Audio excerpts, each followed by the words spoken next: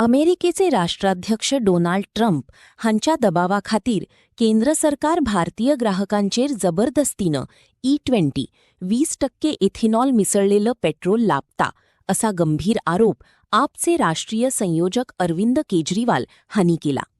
अमेरिकेकडल्यान ethanol विकते घेवपाखातीर मोदी सरकारानं शरण वचून हाचेर लिपिली दडून धवरलेली मोहीम चालीक लायलीये असे म्हणत केजरीवाल हांनी या धोरणा आड प्रधानमंत्री नरेंद्र मोदी हांच्या घराकडल्यान मोर्चा काढपाची आणि अर्ज देवपाची घोषणा केली असा.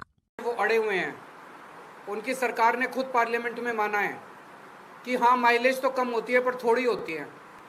हाँ उसके इंजन के पार्ट तो खराब होते हैं पर रबड़ के पार्ट खराब होते हैं.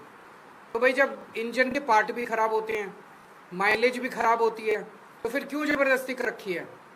तो देखने में पता चलता है ज़बरदस्ती इसलिए कर रखी है कि ट्रम्प वो मोदी जी के सर पे बैठा है. ट्रम्प इनको इतना दबाव डाल रहा है कि मोदी जी की हिम्मत नहीं है ट्रम्प के सामने ना कहने की. ट्रम्प जो है वो ज़बरदस्ती कर रहा है कि अमेरिका से इथेनॉल खरीद के भारत में बेचो, इसलिए ये पूरा E20 आया हुआ है. आज हम पिटिशन्स लेके गए थे, सारी पिटिशन्स रस्सी से बांधी हुई थी, लेकिन किसी वजह से वो रस्सियाँ खुल गई, वहाँ पे कई सारी पिटिशन्स इधर उधर हो गई. तो अगर प्रधानमंत्री दफ्तर कहेगा तो हम पूरी सारी पिटिशन्स का एक फ्रेश सेट उन लोगों को भिजवा देंगे और उसके ऊपर वो गौर करके अगर 2,33,000 लोगों ने इतनी जल्दी साइन कर दिया तो जाहिर है कि पूरे देश के अंदर इसके ऊपर कितनी ज़्यादा बेचैनी है. तो प्रधानमंत्री जी से हम यही निवेदन करना चाहते हैं कि आप अमेरिका से इथेनॉल खरीदना बंद कीजिए, ट्रम्प के दबाव को बर्दाश्त करना सीखिए. पूरा देश सफ़र कर रहा है.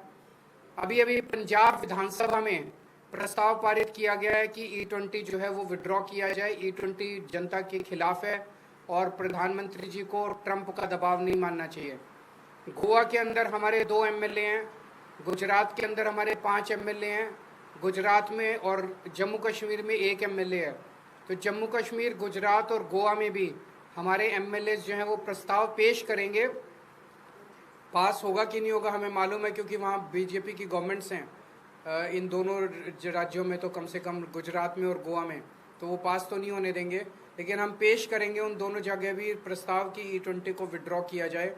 और आज जो मूवमेंट था, आज एक और पार्लियामेंट में भी इन्होंने प्रश्न रखा था संजय जी ने, और उसका जवाब आया ही, उसके बारे में ये थोड़ा सा बताएंगे. और इसके बाद हम ये समझ गए हैं कि आंदोलन बहुत बड़ा होना पड़ेगा. जो नीट वाला पूरा आंदोलन था उसमें मोदी जी को खुद निर्णय लेना था कि धर्मेंद्र प्रधान का इस्तीफा लेना है कि नहीं लेना. यहाँ पे तो ट्रम्प का दबाव है और ट्रम्प के सामने मोदी जी भीगी बिल्ली बन जाते हैं. मोदी जी की चलती नहीं है, मोदी जी की मजबूरियां हैं. तो अगर जनता को E20 से निस्तारा चाहिए, E20 से छुटकारा चाहिए, तो जनता को सड़कों पे उतरना पड़ेगा और बहुत बड़े स्केल पे उतरना पड़ेगा. आंदोलन जारी रहेगा. अगला कब और कैसे होगा ये हम सोच विचार करके अगली कौन सी एक्टिविटी होगी हम आप सब लोगों को बताएंगे. लेकिन आज जो 100 लोग आए, जिन लोगों ने, जो विक्टिम्स थे, उन लोगों ने हिम्मत की. आज के दौर में हिम्मत करनी बड़ी मुश्किल है. जो सोशल मीडिया पे एक वीडियो डाल देता है उसकी ये लोग ऐसी तैसी कर देते हैं, फायर कर देते हैं. इनके ट्रोल उनको धमकाते हैं, इनके गुंडे उनके घर पहुंच जाते हैं. बहुत ज़्यादा गुंडागर्दी मचा रखी है इन्होंने. लेकिन यही इनकी गुंडागर्दी इनका अंत साबित होगी. अगर आपका कोई एक आप जरा सा बता दीजिए. बस सर, मैं इतना कहना चाह रहा था कि मैंने सरकार से E20 को लेकर सवाल पूछा था, उनका जवाब है. इसकी कॉपी आप लोगों को शेयर कर देंगे और इससे आपको स्पष्ट हो जाएगा कि सरकार जबरदस्ती आपके ऊपर एथेनॉल थोपना चाहती है. और कारण बिल्कुल साफ, जो केजरीवाल साहब ने कहा कि ट्रम्प की गुलामी करना है, उनके दबाव में सरकार को ये निर्णय लेना ही लेना है उनका कूड़ा खरीदने का.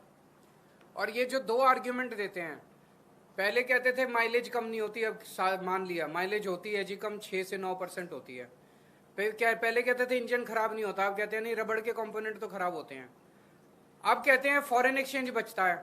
जब तुम इथेनॉल खरीदोगे USA से $2.5 बिलियन खर्चा करोगे तो फॉरेन एक्सचेंज कहाँ से बचेगा? फॉरेन एक्सचेंज तो ज़्यादा खर्च हो रहा है. फिर कहते थे देश के किसानों को फायदा हो रहा है. किसानों को तो अमेरिका के किसानों को फायदा हो रहा है. ट्रम्प अपने किसानों को बचाने के लिए इथेनॉल जबरदस्ती कर रहा है. वहाँ पे मेज से बनता है, किससे? वहाँ पे जो इथेनॉल है, तो वहाँ पे किसान